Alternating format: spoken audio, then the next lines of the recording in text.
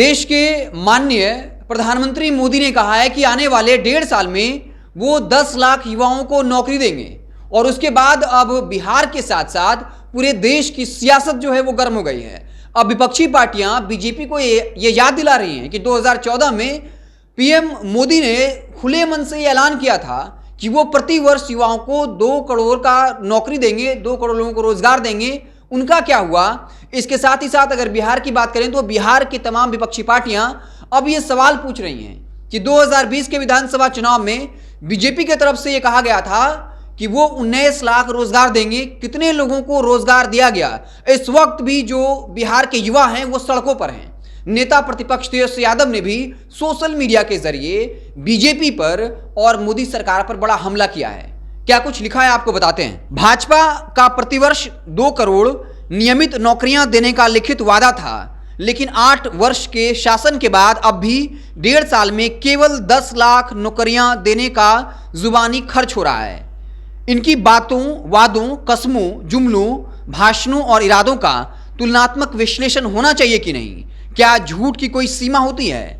भाजपा की double engine सरकार बताए कि कथित 1.5 साल में देश भर में दी जाने वाली 10 लाख नौकरियां उनके वादे अनुसार बिहार में दी जाने वाली 19 लाख नौकरियों से अलग है या उसी में से है?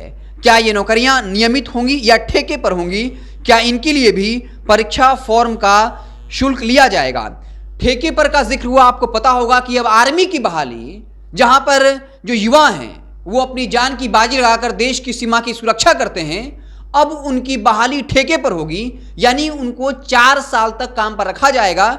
यानी कहने का मतलब है वो नियमित जो है वो इंडियन आर्मी के जवान नहीं रहेंगे।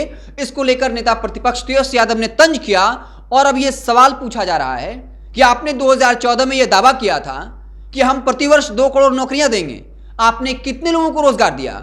और अब जब लोकसभा चुनाव का ऐलान करना गलत होगा, 2024 का विधानसभा चुनाव जब नजदीक है तब आप ये कह रहे हैं कि हम 1.5 साल में 10 लाख नौकरी देंगे। तो यह सवाल पूछा जा रहा है कि 2020 के विधानसभा चुनाव में बीजेपी ने ही यह दावा किया था, वादा किया था बिहार के लोगों से कि वो युवाओं को 19 लाख का रोजगार देंगे।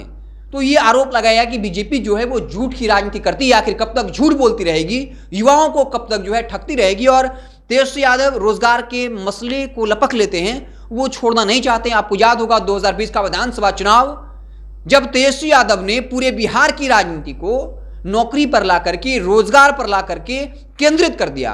हालांकि एनडीए की सरकार इसे राष्ट्रीय राजनीति के तौर से जोड़ना चाहती थी, लेकिन तेजस्वी यादव ने अंततः बीजेपी को एनडीए को झुकने पर मजबूर कर दिया।